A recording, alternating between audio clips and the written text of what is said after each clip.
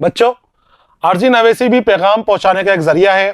खत की तरह अर्जी नवेसी भी एक फन है। अर्जी नवेसी भी एक फन है और खतूत निगारी भी एक फन है, जो आपको ये फन सीखने हैं। पिछले वीडियो के अंदर आपने मजमून निगारी का फन सीखा था, तो ये सभी ये फन है और आपको इन फन के अंदर, फनून के अंदर माहिर होना है। बच्चों, अर्जी नवेसी की दरखास्त नवेसी भी कहते हैं। इसके जरिए आला ओहदेदारों से अपना मुद्दा और परेशानी गुजारिश करने की अंदाज में बयान करते हैं। इंसान की जिंदगी के हर शोबे में इसका अहम रोल है। हम अपने आला ओहदेदारों से बात करते हैं अर्जी नवेसी के अंदर, तो उसमें अलकाब और आदाब का बहुत खास ख्याल रखा जाता है।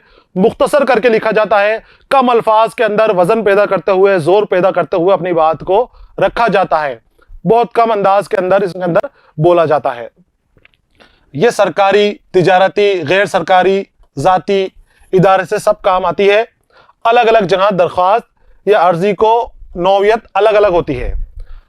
अलग अलग जगह के ऊपर जो अर्जी देनी है आपको, अलग अलग जगह के ऊपर जो दरख्वास्त लिखनी है, तो उसको बच्चों लिखने का तरीका भी अलग अलग होता है। अलग अलग अंदाज में लिखी जाती है। जैसे आप किसी कलेक्टर को अर्जी दे रहे हो किसी काम के लिए, तो उसका लिखने का तरीका अलग होगा, उसमें अलग तरीके से बात की जाएगी। आप अपने स्कूल में प्रिंसिपल साहब को दरख्वास्त दे रहे हो छुट्टी के लिए, टीसी के लिए, तो उसका लिखने का तरीका अलग रहेगा।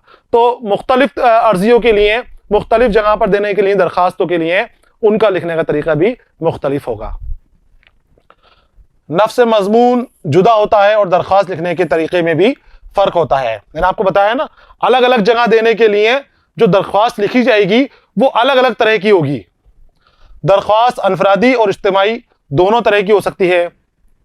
दरख्वास्त के अज्जाए तरकीबी हैं अलकाब, मौजू, नफ्स मजमून और इख्तितामिया, और दरख्वास्त गुजार का नाम और पता शामिल हैं। ये इसके अज्जा हैं, हिस्से हैं, जिन हिस्सों के अंदर हमें दरख्वास्त को बांटना है। मैं आपको एक खाका दिखाता हूँ। इस खाके को आपको ध्यान से देखना है और समझना है कि इसमें कौन सी चीज़ को हमने कहाँ रख रखा है, किस जगह शामिल कर रखी है। बस यही दरख्वास्त लिखने का तरीका है। आपको इसी तरह से दरख्वास्त लिखनी है। सबसे पहले हम जो दरख्वास्त लिख रहे हैं उसकी ताज़ीम के लिए हमें अलकाब का इस्तेमाल करना है। बखिदमत, आपकी खिदमत में, और यहाँ पर जो भी है उसका जनाब करके यहाँ पर नाम दे देना है। जनाब हेडमास्टर साहब, जनाब प्रिंसिपल साहब। दूसरे किस्से के अंदर, दूसरी लाइन में आपके स्कूल का नाम देना है आपको। पहले के अंदर अपने प्रिंसिपल साहब का नाम सबसे पहले, बखिदमत, और बखिदमत के बाद थोड़ी सी जगह छोड़कर हल्का सा आगे आना है आपको, और आगे आने के बाद जनाब प्रिंसिपल साहब या जनाब हेडमास्टर साहब, जो भी आप लिखना चाहो, जो आपके स्कूल के सदर हैं उनका आपको लिखना है यहां पर। इसके बाद दूसरी लाइन के अंदर आपको अपने स्कूल का नाम लिखना है। जो भी आपके स्कूल का नाम है वो नाम लिखना है। नाम लिखने के अंदर आपको ये चीज देख लीजिए कि अगर आपके स्कूल का नाम लंबा है, बड़ा नाम है आपके स्कूल का, और ज्यादा आगे निकलने की गुंजाइश है कि ज्यादा आगे निकल जाएगा, तो आप तीसरी लाइन का भी इस्तेमाल कर सकते हैं। अगर आपके स्कूल का नाम लंबा है तो आप यहां पर तीसरी लाइन के अंदर का भी इस्तेमाल कर सकते हैं, और इसमें भी आपके स्कूल का पता वगैरह यहां पर दे सकते हैं। लेकिन अगर 2 लाइनों में पूरा होता है तो आपको 2 लाइनों में ही पूरा करने की कोशिश करनी है। लेकिन 2 लाइनों में पूरा करने के लिए आप अपनी दरख्वास्त को खराब नहीं करेंगे, दरख्वास्त को दिखने के अंदर बद्दी नहीं करेंगे। तो सबसे पहले बखिदमत, और इसके बाद इस हिस्से के अंदर आपके स्कूल के बारे में मालूमात जो भी है, आप प्रिंसिपल या हेडमास्टर, हेडमास्टरनी साहिबा, उनके बारे में यहां पर अलकाब लिख देंगे।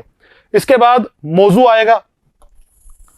मौजू से पता चलेगा कि आपकी दरख्वास्त किस तरह की है, आप क्यों दरख्वास्त लिख रहे हैं। मौजू को हमें एक लाइन के अंदर लिखना है, अगली लाइन के अंदर ही शुरू में मौजू लिख देना है, और मौजू लिखने के बाद उस मौजू की वजाहत कर देनी है कि क्या मौजू है। उसके बाद जनाब आली, क्या लिखेंगे? जनाब आली। यहां पर बच्चों आपको जनाब आला नहीं लिखना है, जनाब आली लिखना है। जनाब आली लिखेंगे। जनाब आली लिखने के बाद फिर नीचे थोड़ी जगह छोड़कर अगली लाइन में नीचे जगह छोड़कर, और इस जगह से आपको शुरुआत कर देनी है आपकी एप्लीकेशन की, आपकी दरख्वास्त की। इसके बाद 1 या 2 लाइनों के अंदर आपको अपनी वजह बता दी है एप्लीकेशन लिखने की, कि आप एप्लीकेशन क्यों लिख रहे हो, आप बीमार हो, आपके पापा का कहीं तबादला हो गया है, टीसी के लिए आप लिख रहे हो, आपके भाई की या बहन की शादी है उसकी वजह से लिख रहे हो, तो यहां पर आप वजह बता दोगे।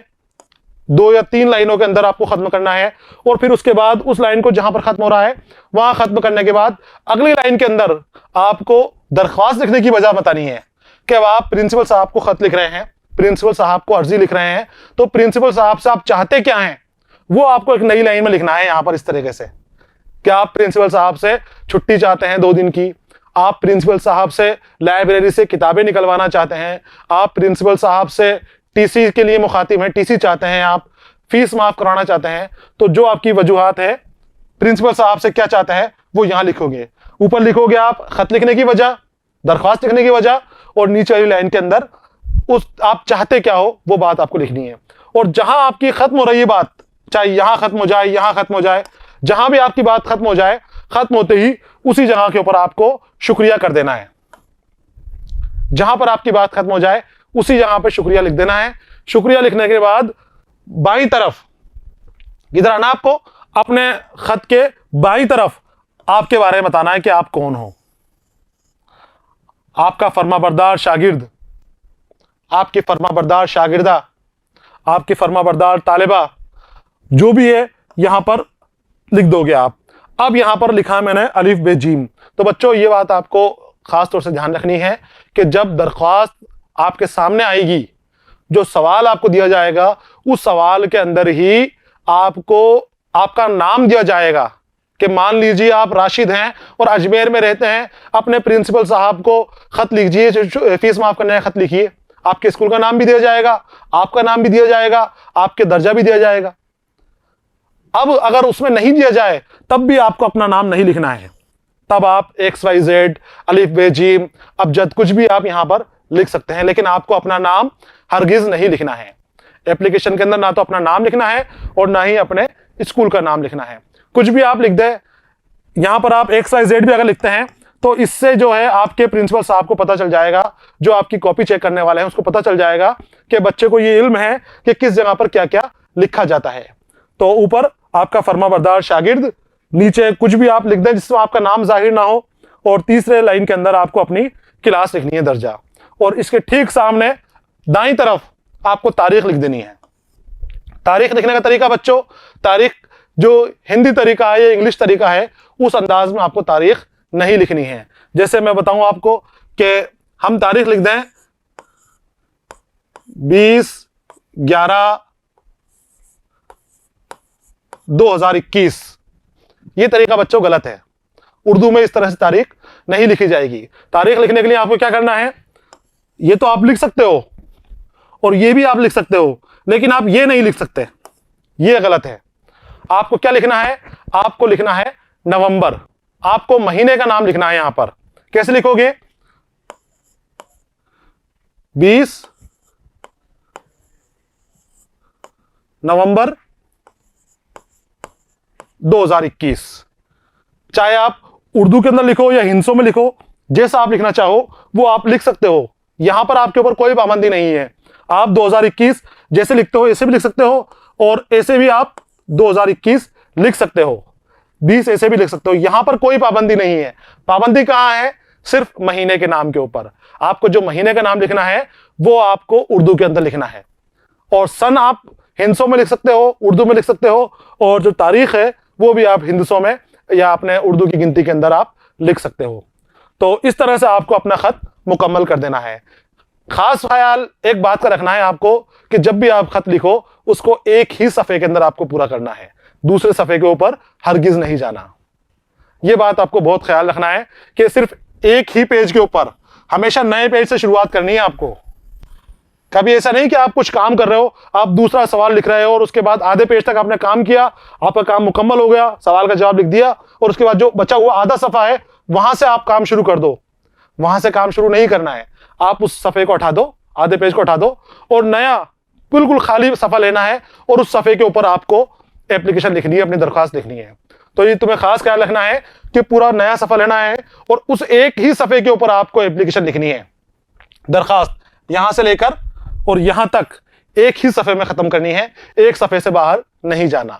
और एक सफ़े में आ जाएगी, ज़्यादा बड़ी नहीं होती, मुख्तसर बात करनी होती है हमें, ज़्यादा बड़ा चढ़ाकर बताने की कोशिश ना करें, ज़्यादा बड़ी बड़ी लंबी लंबी बातें उसके अंदर नहीं करनी चाहिए। जितना मुख्तसर हो, सीधे सीधे आपको बताना है कि जो मेरी तबीयत ख़राब है, मैं स्कूल नहीं आ सकता, लिहाजा आपसे गुजारिश है कि मुझे 2 दिन की छुट्टी दें। बस इतनी सी बात होती है, इससे ज़्यादा कुछ कहना ही नहीं।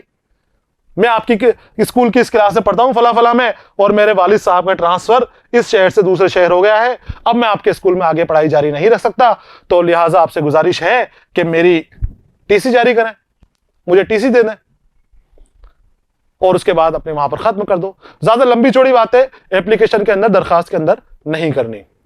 इसके बाद ये खाका था, अब एक और खाका बतौर आपके लिए एप्लीकेशन लेकर आया हूँ। ये देखिए, आपकी एप्लीकेशन जब तैयार होगी तो इस तरह से दिखनी चाहिए।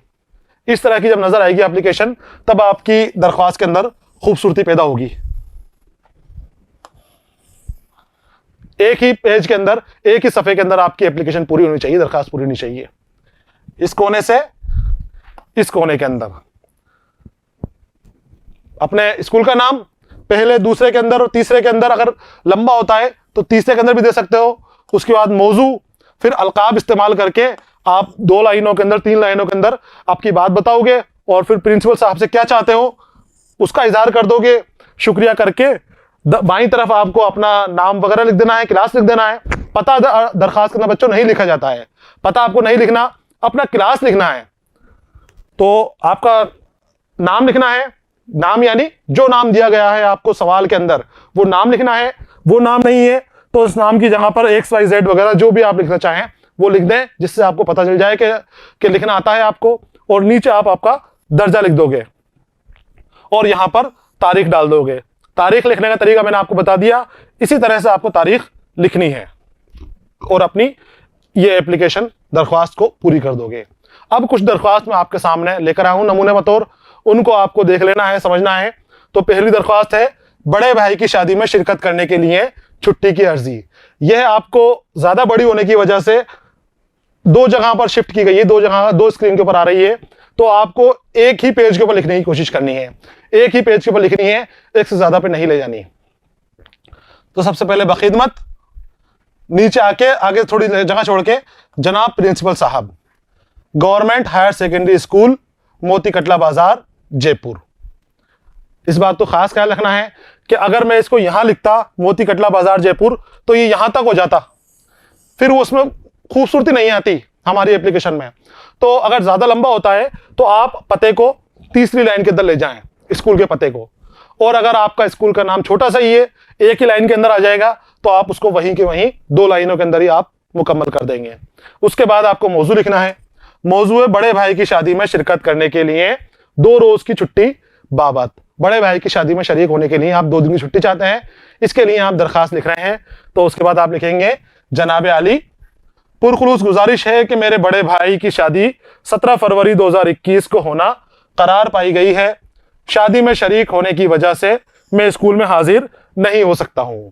यह आपने अपनी बात बता दी। अब क्या चाहते हो उनसे, वो बात बताना है आपको। तो वो देखो आप, लिहाजा बराए करम मेहरबानी करके मेरी 16 फरवरी से 17 फरवरी तक 2 दिन की छुट्टी मंजूर करने की जहमत करें। और उसके बाद जहां आपकी खत्म हो जाए जहमत फरमाए, वहीं आप शुक्रिया लिख देंगे, वहीं आप शुक्रिया करके अपनी बात को खत्म कर देंगे। और यहां पर आपका फरमाबरदार शागिर्द, जो भी आपका नाम है, जो नाम दिया गया है सवाल के अंदर, और क्लास 12 या 10वीं या 9वां जो भी आपका दर्जा हो, वो दर्जा यहां पर लिखना है। और 9 और आपको तारीख लिख देनी है। ये हो गई बच्चों टीसी की एप्लीकेशन। आगे आते हैं अगली दरखास्त के ऊपर। ये है, बुखार या बीमारी की वजह से छुट्टी के लिए अर्जी। बुखार आ गया है आपको, बीमार हो गए हो आप खुदा ना खास्ता, अब छुट्टी चाहिए आपको, तो उसकी आपको इस तरह से लिखनी है, बखिदमत जनाब प्रिंसिपल साहब, गवर्नमेंट हाई स्कूल अलवर। अब देखिए इसमें पता और स्कूल का नाम 2 लाइनों में आ गया है यहाँ पर, तो 2 लाइनों में ही लिख देना है, तीसरी लाइन की तरफ नहीं जाना। जब ये ज्यादा बड़ा होता है, आगे तक जाता है, तब आपको तीसरी लाइन की तरफ रुख करना होता है। मौजू देखिए, बुखार की वजह से 3 दिन की छुट्टी देने बाबत। और जनाब आली, मौदबाना गुजारिश है कि मैं आपके स्कूल के दर्जा 10 का तालिब इल्म हूँ। कल रात से मुझे बहुत तेज बुखार है और बिस्तर से उठने में भी तकलीफ हो रही है। डॉक्टर ने मुझे 3 दिन का आराम करने की सलाह दी है, इसलिए मैं 3 दिन तक स्कूल नहीं आ सकता हूँ। पूरे के पूरे वजूहात आपने बता दिए कि मैं बीमार हूँ, मुझे डॉक्टर ने मना किया है, आराम करने के लिए कहा है, मुझे उठने के लिए मना किया है, इसलिए मैं 3 दिन तक स्कूल नहीं आ सकता। तो अब उसकी वजह बता दीजिए आप कि क्यों लिख रहे हो एप्लीकेशन। तो लिहाजा आपसे पुरखुलूस गुजारिश है कि मुझे 25 फरवरी से 27 फरवरी 2021 तक 3 दिन की छुट्टी देने की जहमत फरमाएं, आपका बड़ा करम होगा। जितने मुअद्दबाना गुजारिश कर सकते हो, जितने इल्तिजा कर सकते हो, आपको अपने प्रिंसिपल साहब से उतने ही पुरखुलूस अंदाज में गुजारिश करनी चाहिए, इल्तिजाना अंदाज के अंदर बात करनी चाहिए। और फिर उसके बाद यही आपके बारे में यहाँ पर जानकारी दे देनी है, आपके दर्जा वगैरह लिख देना है और तारीख यहाँ पर इस तरफ लिख देनी है। आगे आते हैं हम, यहाँ पर टीसी के लिए भी एक अर्जी है बच्चों, आपके लिए लेकर आया हूं मैं टीसी निकालने के लिए। तो तरीका वही, बखिदमत जनाब हेडमास्टर साहब, government secondary school Topdara Ajmer, TC देने बाबत जनाब आली, मुअद्दबाना गुजारिश है कि मैं आपके स्कूल की 9वीं क्लास का तालिब इल्म हूँ और मेरे वालिद साहब का ट्रांसफ़र जयपुर से टोंक हो गया है, इसलिए मैं और मेरे घर के सभी अफराद वालिद साहब के साथ टोंक जा रहे हैं। टोंक जाने की वजह से मैं मज़ीद आपके स्कूल में नहीं पढ़ सकता। तो उसके वालिद साहब का अजमेर से टोंक ट्रांसफ़र हो गया है, तो ट्रांसफ़र के सिलसिले के अंदर वो अब जा रहे हैं स्कूल छोड़कर, तो स्कूल छोड़कर जा रहे हैं तो टीसी देनी पड़ेगी उनको। तो लिहाजा आप हमारी टीसी दें। लिहाजा आपसे गुजारिश है कि मेरी टीसी देने की मेहरबानी करें, आपकी इनायत होगी। शुक्रिया। तारीख लिख दी नीचे और यहां पर इस तरफ आपके बारे में बता दिया। ये हो गए बच्चों टीसी देने के ऊपर एप्लीकेशन।